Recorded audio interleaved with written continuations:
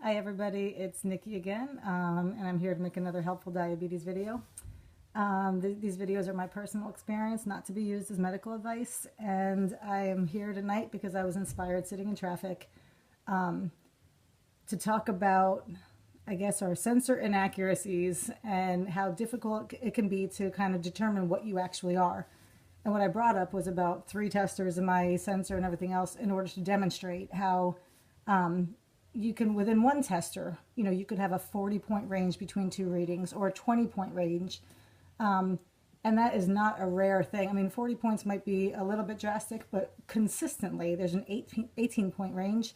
And then if you go tester to tester, I mean, you could get a 40, 60-point spread, and that's just what it is. And then if you throw in your sensor, which has a 12-minute delay, it can be mind-boggling trying to figure out what your actual number is and whether or not that's better or worse than the number you tested at 20 minutes ago. In general, I know you're not testing every 20 minutes, but when you are trying to figure out if you're beginning to turn around or if you're slowing down or if you're, if you're climbing really high, if you're going fast, if you're going further, you do test more often, or at least I do, and I keep looking for that number that makes me go, okay, this is okay. And that number can be hard to pin down. In the meantime, sometimes I'm doing more and more insulin, or with the sugar crash, I'm doing more and more carbs, more and more sugar, trying to bring it up. And you don't know when enough is enough because you can't tell if you're going or coming. So the reason I was inspired in traffic, because here I'm thinking about all these numbers, and when I left my cousin's house this evening on a Saturday afternoon, well, this Saturday evening, when there should have been no traffic, we're in the, the Northern Virginia area, and of course there is traffic, and there's crazy traffic any time of day, so I don't go without my Waze. And Waze is a direction app, and I rely on it because it helps me get from point A to point B. One, I'm pretty bad with directions, but mainly because it gives me alternate routes. It tells me what to expect along the way.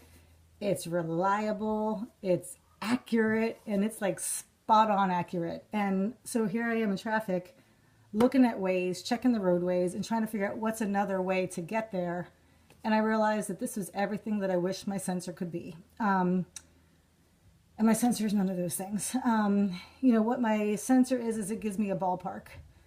What my meters give me is a ballpark. I shouldn't say ballpark, but not, there is nothing that tells you 1.2 miles away in your sensor. And as I'm going along with Waze, I'm thinking there are times that one tester shows me a 98. My sensor shows me, 46. I test again, it shows me a 118. I test again, it shows me a 74. And that is not helpful to me. I cannot figure out which way to go with it. I don't know, do I need more carbs? Am I still sick? Or do I have to wait? Is this getting better? It's really, it's mind-boggling. And so here I'm looking at Waze, and I'm like, it's everything I wish my sensor could be. So imagine for a second if your Waze or your GPS or whatever it was the way our sensor is, and all sensors and all meters, right? Like there is no perfectly accurate one. And imagine when you have 1.2 miles till your next turn, it could mean 0.3, it could mean 2.8, it could mean you've already passed it, it could be malfunctioning, you could be in the wrong state. I mean, it's kind of like, that's what it feels like. It could be right. That's the part that's the killer, is that might be the number, but it might not be the number. I once said to my family member about changing my infusion set, which used to hurt, it no longer hurts on the oh my God, the Mio, but it used to hurt, and I used to say it only takes 1 out of 4 times to hurt that it makes you nervous about ever using it. And I realized that that is what it is with my SG and my meters and everything else, that it only takes every now and then for it to be off for you to wonder if it's accurate. And it's not accurate, or it's delayed, or there's just too much of a range all the time. So I don't know if that helps anybody or not. What I do know is I am working on a calibration factor. I am going to make another video.